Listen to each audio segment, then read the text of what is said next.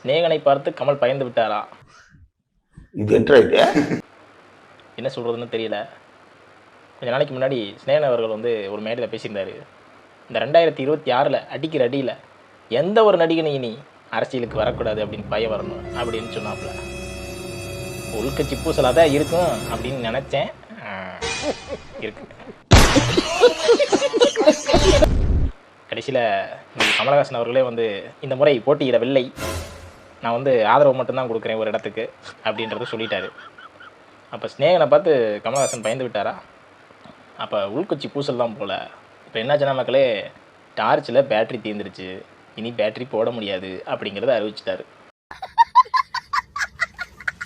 கமலஹாசன் அவர்கள் நடிகர் அப்படின்னு சொன்னோம் அப்படின்னா அதில் அந்த அந்த ஒரு லெவலில் இருக்காப்புல.